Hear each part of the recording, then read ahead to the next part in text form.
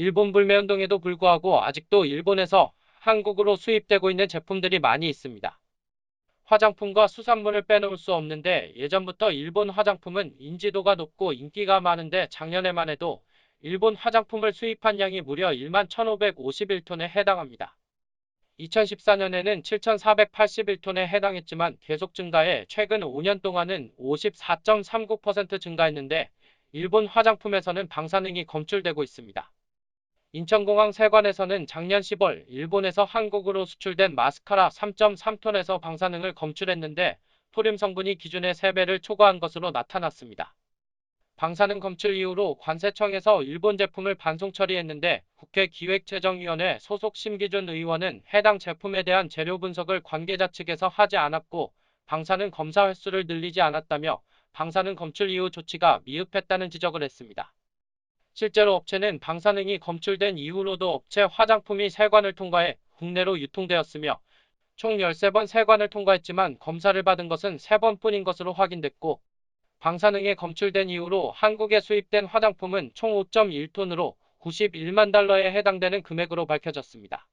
국내 업체의 제품에 방사능이 검출된다면 회수하고 폐기하는 절차와 제품의 제조를 중지하는 등의 처분을 내리는 데 비해서 수입 화장품은 성분 검사가 제대로 이뤄지지 않으며 업체 관리도 제대로 되지 않기 때문으로 보입니다. 심기준 의원에 의하면 일본에서 수입되고 있는 제품의 방사능 검사의 90% 정도가 관세청에서 이뤄지고 있기 때문에 조치가 미흡해질 수 있으니 방사능 관련 시스템이 개선돼야 한다고 전했습니다.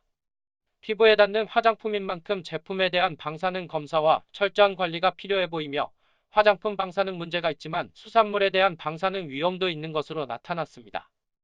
전국 무역항 12개에서 최근 6년간 방사능 감식이 없이 일본산 수산물이 1만 2천 톤 수입되었고 방사능 검사가 필요한 고철 등의 일본 물품이 2천만 톤에 해당된다고 국회 과학기술정보방송통신위원회 박광원 의원이 자료를 분석했습니다.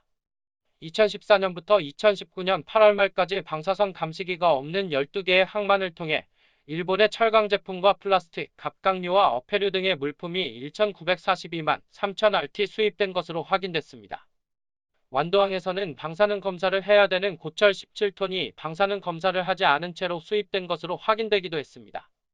어패류와 갑각류 등의 수산물이 국민의 식탁 위로 올라왔을 가능성도 높고 식용으로 수입되었기 때문에 시중으로 유통된 것으로 볼 수 있습니다.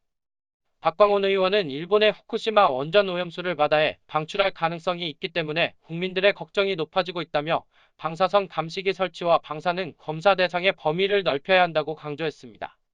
수산물의 경우 항만을 통과하면 식약처에서 방사능 검사를 하고 있지만 음식물을 수입하는 만큼 항만을 통과하기 전에 방사선 감시기 검사가 필요하다고 생각되며 방사능으로부터 안전한 수입을 기대합니다.